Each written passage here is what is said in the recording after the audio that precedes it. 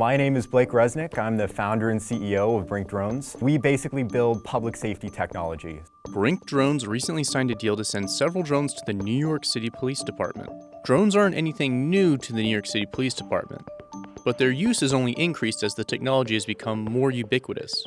We want to utilize this technology to complement our crisis management team, complement our police personnel, and respond appropriately and be able to respond in record time. You know, a drone could get to a location in 30, 40 seconds, where we're gonna have crowded streets where police are not going to be able to get there as fast.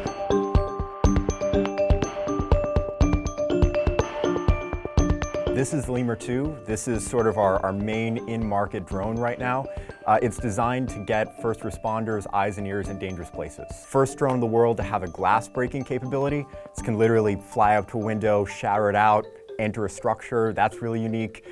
First drone in the world to have a two-way audio system. So you can actually put on crisis negotiators, use this sort of like a flying cell phone, de-escalate a situation. I mean, the reason I got interested in this space at all was the October 1 shooting happening in my hometown. In the late hours of October 1st, 2017, a gunman opened fire on a crowd in Las Vegas from a hotel window. This became the deadliest mass shooting in U.S. history. The gunman was found dead before midnight, but the response to the aftermath of the shooting carried on into the early hours of October 2nd. I got a phone call from my best friend when October 1 started, who was on the Strip and started hearing gunshots. And he asked me where I was. I luckily wasn't there, but I knew other people that were. It got me initially thinking that first responders need better tools. It took officers an hour and 5 minutes to make entry into the room where the gunman was firing from during October 1. The reason why that happened is all over the Strip, plainclothed police and security took out their service weapons, and then they were misidentified as additional active shooters. So what first responders are thinking when this is happening is this is a coordinated terror attack at these 6 or 7 different sites. They're sending resources to all of these places incorrectly. They don't understand the true nature of the event, and it just took a lot of time to actually understand what was going on. I think the right drone system, something that could take off from a fire station, you know, a half a mile away from Mandalay Bay, and there is one right there, that could have arrived in 45 seconds and just given that aerial perspective to tell them that this is a lone gunman halfway up the Mandalay Bay shooting into the Route 91 Harvest Festival. That is information that would have saved lives. That's what we want to build. 2 missions that we've done that I'm really proud of. First, in Surfside, Florida, we got a call. So the situation there is there was a 14-story building. Half of it initially collapsed. There were around 100 missing people. We got on scene less than 24 hours later, took off our drone, and we were able to search that underground section of the building. Basically with a structural engineer in a virtual reality headset, watching the video output of one of these things. We dealt with some similar situations in Turkey.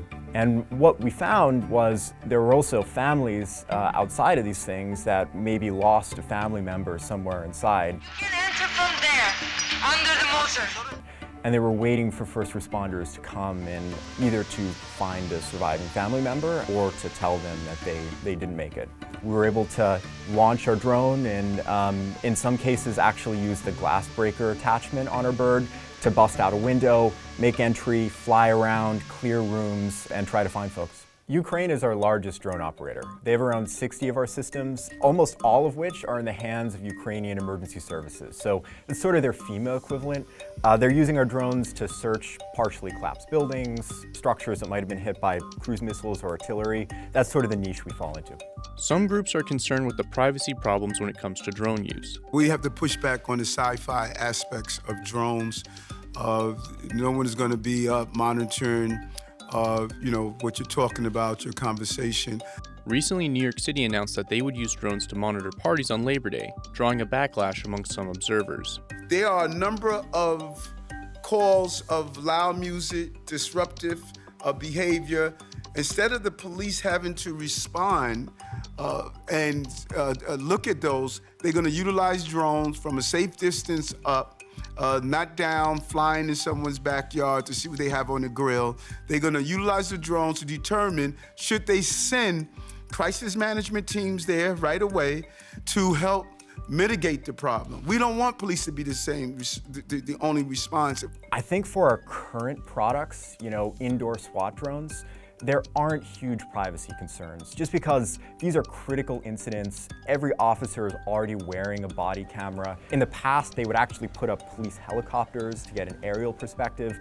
These are really intensely surveilled situations, but they're surveilled because they're incredibly dangerous, right? There's usually someone armed with a rifle inside of one of these houses, and if they poke their head out of a window, police kind of have to know that. So we're just one more camera on top of dozens that are already deployed.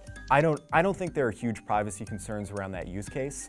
I think where these questions start becoming a lot more interesting is when we're installing these big city-wide networks of 911 response drones. You just have to be really thoughtful when you're designing these systems. One really good strategy in general is to not have cameras on or to have cameras pointed just at a horizon when a drone is taking off from a fire station and en route to a 911 call, for example. I think another similar example is really only using drones to respond to active emergencies and when someone calls for help, sending a drone to respond to a 911 call as opposed to just launching and accomplishing surveillance.